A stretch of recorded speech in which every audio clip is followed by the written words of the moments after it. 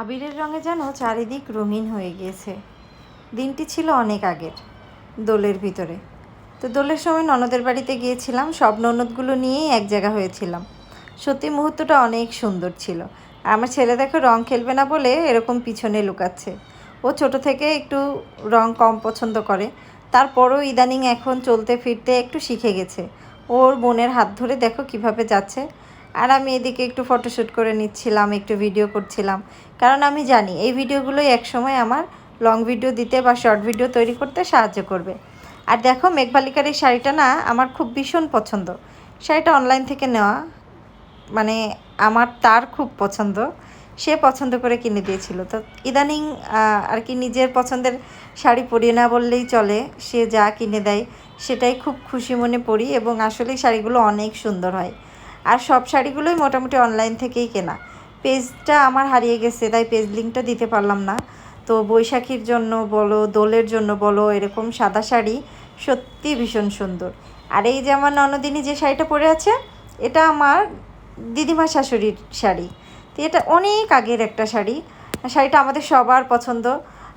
টানওয়েজ আমরা সবাই সিরিয়ালে পড়ছি আর কি। আমারও পরার কথা ছিল, কিন্তু তার আগেই তো আমি চলে এসেছিলাম। তারপরে আর ওইভাবে যাওয়া হয়নি, শাড়িটাও হাতে পাওয়া হয়নি।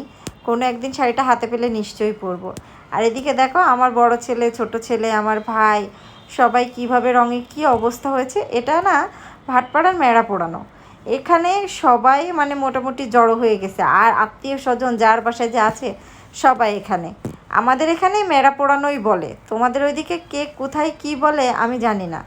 এখন আমিও যেটা বলেছি এটাও ভুল হতে পারে, তো অবশ্যই সঠিক যেটা সবাই কমেন্ট করে একটু জানাবেন। এটা আমার ছোট ননদ।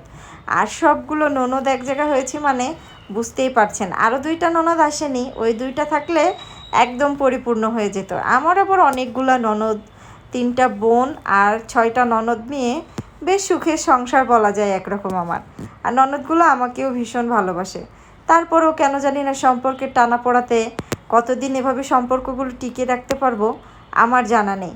আর এদিকে দেখো কিভাবে দোল উৎসব উদযাপন করা হচ্ছে। এটা কিন্তু খুব ভোরে এটা করা হয়। তারপরেও চারিদিকে অনেকটাই আলো উঠে গেছে, এতটা আলো ওঠে না, আজকে একটু বেশি আলো উঠে গেছে, সবাই দেরি করে ফেলেছে। তারপরে চেষ্টা করেছে সবাই আনন্দটা সব একসাথে ভাগাভাগি করে নেওয়ার জন্য। ভালোবাসা ভাগাভাগি করে নিলেই বাড়ে। আর ঠিক তাই এই উৎসবগুলো আমাদেরকে বারবার বুঝিয়ে দেয় যে ভালোবাসা ভাগাভাগি করে নিলে বেড়ে যায়।